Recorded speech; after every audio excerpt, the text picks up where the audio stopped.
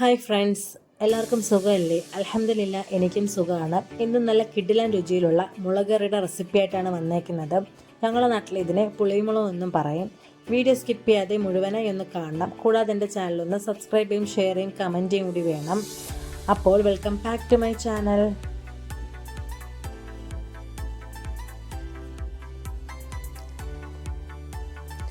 ഇതിനായി ഒരു ജാറിലേക്ക് 2.5 ടീസ്പൂൺ മുളക് പൊടി ഇട്ട് കൊടുക്കാം. കാശ്മീരി ചില്ലി പൗഡറാണ് ഞാനിവിടെ എടുത്തേക്കുന്നത്. ഇതിലേക്ക് 3.5 ടീസ്പൂൺ മല്ലിപ്പൊടി ഇട്ട് കൊടുക്കാം.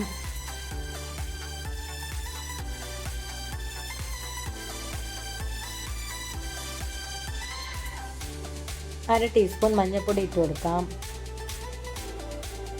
1/2 ടീസ്പൂൺ ഉലുവാപ്പൊടി ചേർത്ത് കൊടുക്കാം. 1/2 ടീസ്പൂൺ കുരുമുളക് പൊടി കൂടി ചേർക്കാം. കുറച്ചധികം തന്നെ ചെറിയുള്ളി ചേർക്കാം. ചെറിയുള്ളിയാണ് കറിക്ക് കൂടുതൽ ടേസ്റ്റ് നൽകുന്നത്.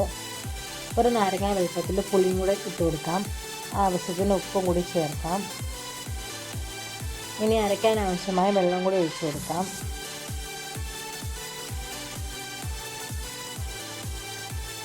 ഇതിന് നന്നായി അരച്ചെടുക്കാം.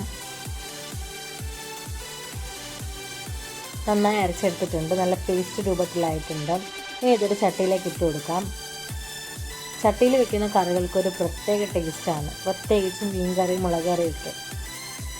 അരപ്പെല്ലാം ചട്ടിയിൽ ഇട്ട് കൊടുത്തതിന് ശേഷം മിക്സിയിൽ കുറച്ച് വെള്ളം ഒഴിച്ച് കലക്കി ഇതിലേക്ക് ഒഴിക്കാം.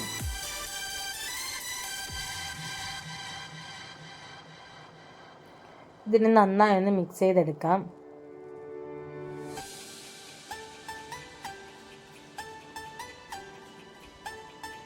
കറി ഒന്ന് കുറുകിയിട്ടുണ്ട്. ഇതിലേക്ക് ഇനി കുറച്ചും കൂടി വെള്ളം ഒഴിച്ചു കൊടുക്കാം.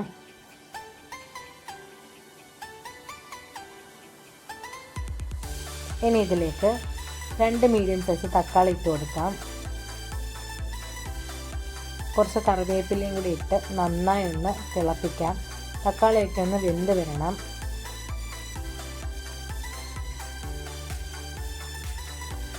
തിളച്ച് വരുന്നുണ്ട്.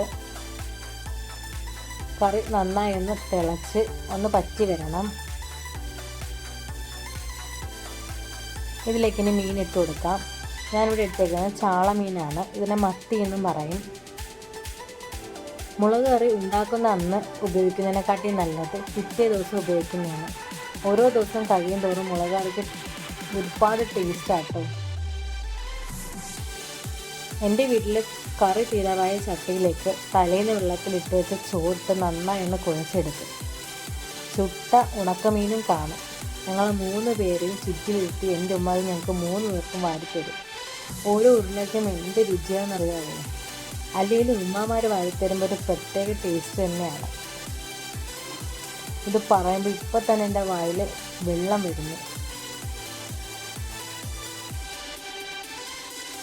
കറി നന്നായി തിളച്ച് വന്നിട്ടുണ്ട്. കുറച്ച് കറിവേപ്പിലയും കൂടി ഇട്ട് കൊടുക്കാം. ഇനി ഇതൊന്ന് അടച്ച് വെച്ച് കുറച്ച് നേരം ഒന്ന് വേവിക്കാം. മീനൊക്കെ നന്നായിട്ടൊന്ന് വെന്ത് വരട്ടെ. നല്ല കുറുകി വന്നിട്ടുണ്ട്. കറിയുടെ മുകളിൽ എണ്ണ തെളിഞ്ഞ് വന്നിട്ടുണ്ട്.